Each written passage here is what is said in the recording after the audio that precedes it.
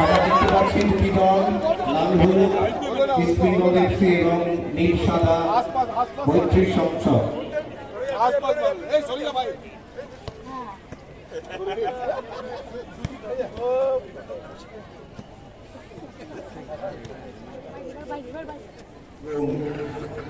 তাদের যে দক্ষতা সেটা মাঠে গিয়ে তারা প্রমাণ করছে। আমার মনে হয় ওদের জন্য একটা জোরে করতালি হওয়া উচিত, যারা আজকে এই জায়গায় নিজেদের নিয়ে এসছে।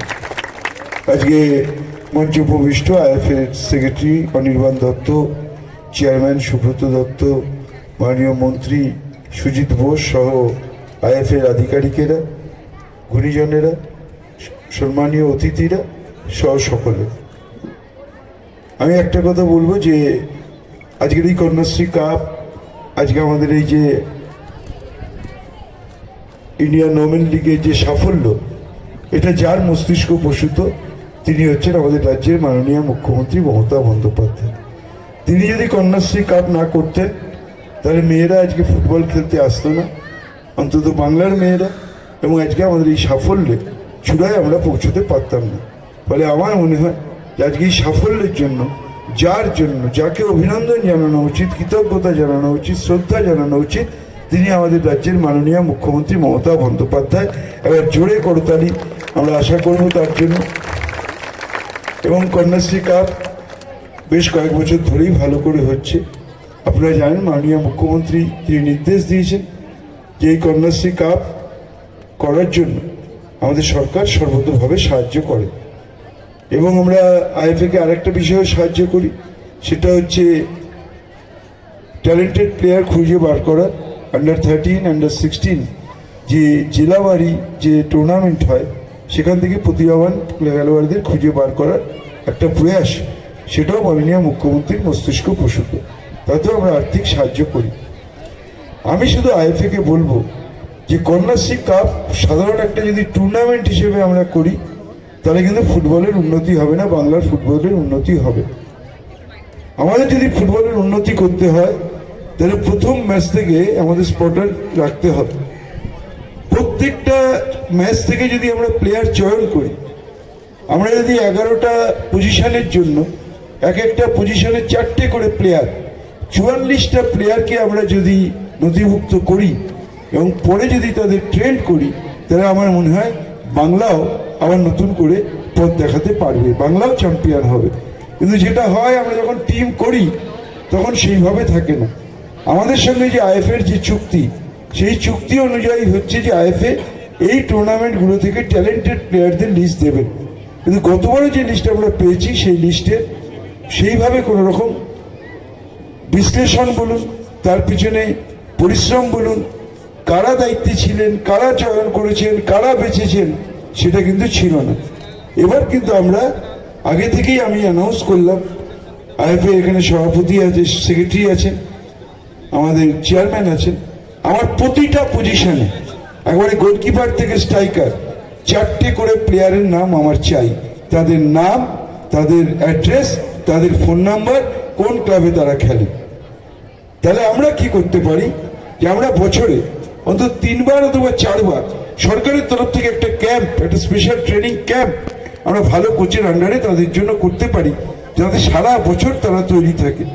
একবার টুর্নামেন্ট হয়ে গেল, খেলে তারা বাড়ি চলে গেল, অধিকাংশই আমাদের গ্রামের মেয়েরা খেলছেন, একবার বাড়ি চলে গেলে তারা ফুটবলটা খেলছে না। তাদের যদি সারা বছর ফুটবলমুখী করে রাখা যায়, তার একটা প্রয়াস আমরা এবার করছি। মেয়েরা খেলছে, এটা খুব ভালো। আর আমি খবর রাখি, তার কারণ আমার 2টো টিম, মহিলা টিম এখানে খেলছে।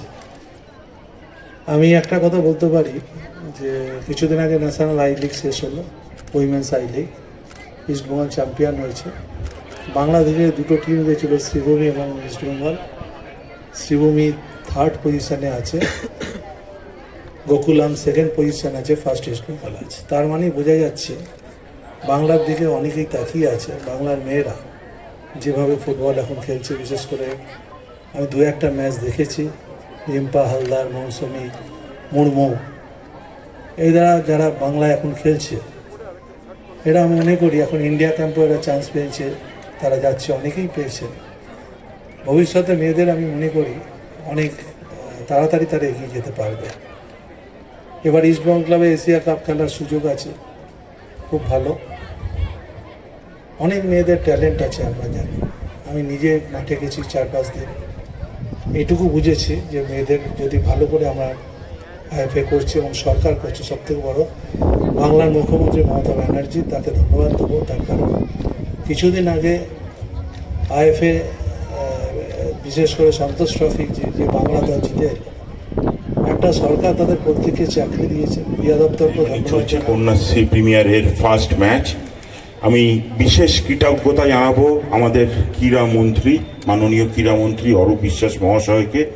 উনি পাশে না থাকলে হয়তো এইভাবে কন্যাশ্রী কাপ বা আমরা যে ইন্টার ডিস্ট্রিক্ট করি সেটা করা সম্ভব হতো না।